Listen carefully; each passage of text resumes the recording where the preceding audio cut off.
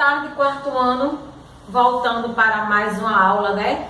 Mais uma vez, vamos para uma aula de quê, ó? De história. E aí, nós iremos trabalhar fazendo atividades com conteúdos já trabalhados, certo? Vamos tirar o didático de história, certo?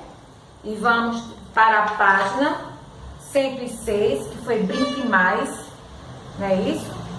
E já começamos a fazer essas atividades. Vocês já começaram a realizar essas atividades na aula anterior, certo? Aí a primeira foi para assinar, alternativa que contém as palavras que completam as frases corretamente, não é isso? Aí tem aí a A e a B. Como um historiador investiga os que o ajudarão a compreender as ações humanas ao longo do tempo. Então, é detetive e vestígios. Aí tem arqueólogo, vestígios naturais e mundo. Detetive, vestígios humanos e tempo.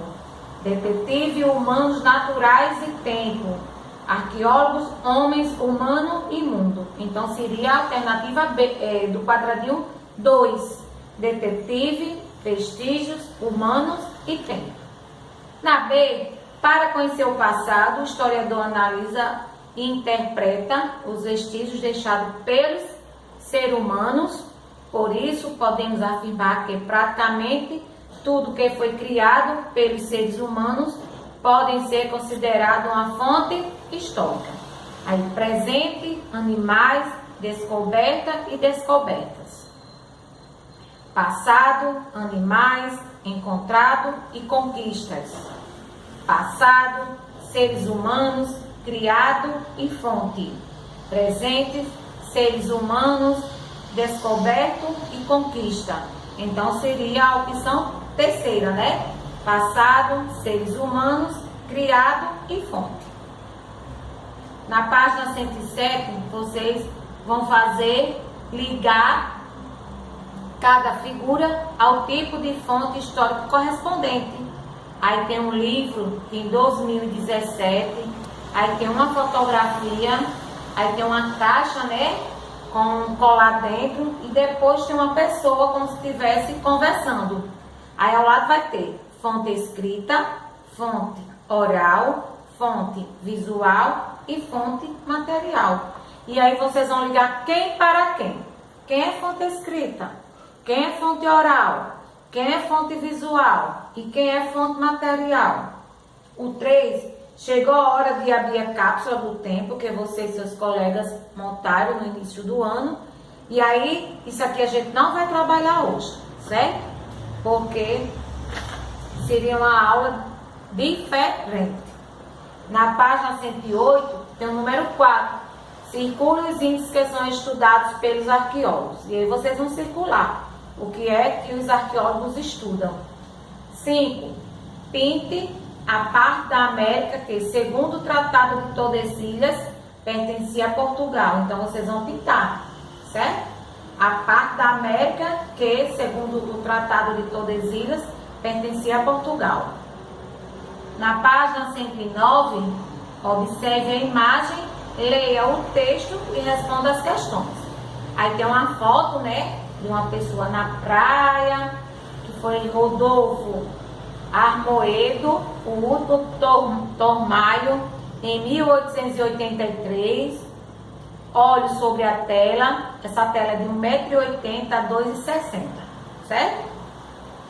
E aí o texto diz: a pintura, o único tamoio de Rodolfo Armoedo, foi exibido pela primeira vez em 1884, na Exposição Geral de Belas Artes, no Rio de Janeiro. Na época, ele era acompanhada por uma legenda que dizia: o padre Anchieta encontra em deserta praia o cadáver do Aimberê, o chefe dos tamoios, e o contempla comovido antes de prestar-lhes os últimos deveres de sacerdote cristão. Aí, que tipo de fonte histórica é essa pintura? B. Quem são os dois personagens que aparecem na pintura? Se necessário, pesquise. Então aí vocês vão responder e se vocês acharem necessidade de pesquisar, vão lá e façam a pesquisa. Na página 110, a C, a qual acontecimento histórico a pintura faz referência? Explique como você chegou a essa conclusão. Aí vocês vão dizer qual o acontecimento histórico que essa pintura apareceu, certo?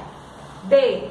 Quantos anos se passaram desde o acontecimento retratado na pintura até ela ser criada? Então vocês vão colocar, fazer uma continha de mente, né? 1883 menos 1555. Que aí vocês vão ver quantos anos se passaram desde o acontecimento retratado na pintura até ela ser criada. O 7. Complete o texto com as palavras dos quadros: escravos, empréstimos, engenhos, capitanias, lucro e dívidas. A. Entre 1630 a 1641, os holandeses conquistaram direitos, capitanias, produtores de açúcar. B. O governo holandês concedeu empréstimos aos produtores de açúcar para a compra de escravos e a construção de engenhos. C. O investimento nas capitanias deu o lucro que a Holanda esperava. D. Com a cobrança das dívidas, alguns fazendeiros endividados se alinharam a indígenas, escravos e portugueses contra o governo holandês. Na página 111, continua ainda as atividades. Número 8. Assinale V para verdadeiro e F para falso nas afirmações a seguir. A descoberta de ouro favoreceu o crescimento da população na região das Minas. Com a Casa de Mineração, o governo português criou uma nova cobrança de imposto para a mineração. A população que vivia da mineração não aceitava a cobrança de novos impostos, por isso entrou em conflito com o governo. A partir da metade do século XVIII, as atividades de mineração foram reduzidas e o povo não conseguiu pagar os altos impostos ao governo. A Conjuração Mineira foi um movimento que contestava o domínio português em Minas Gerais. Os conflitos em Minas Gerais aconteceram na região de Vila Dourada, próxima à Vila Diamantina. Então, quem for verdadeiro, vocês vão colocar F.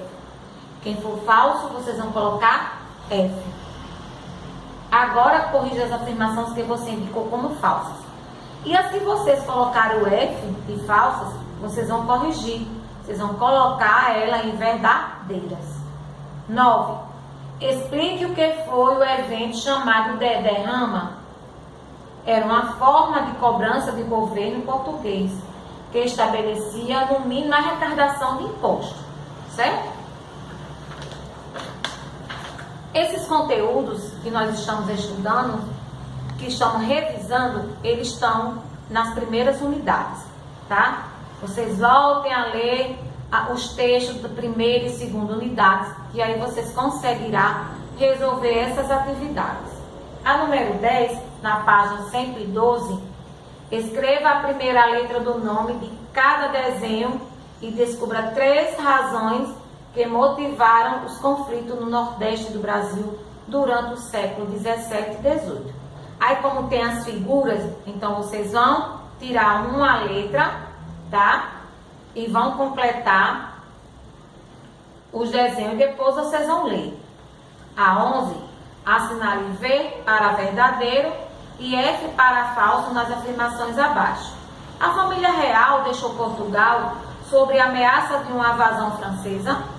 No Brasil, Dom João permitiu o comércio direto com outros países. Após breve passagem por Salvador, a coroa instalou seu governo em Brasília, que se tornou a capital do país. A presença do corte trouxe melhorias à cidade de Salvador, como criação de parques, mercado, estadias. Então, faça todas as atividades. Se vocês tiverem dúvidas, volte aos textos da primeira e segunda unidade, releia para responder corretamente.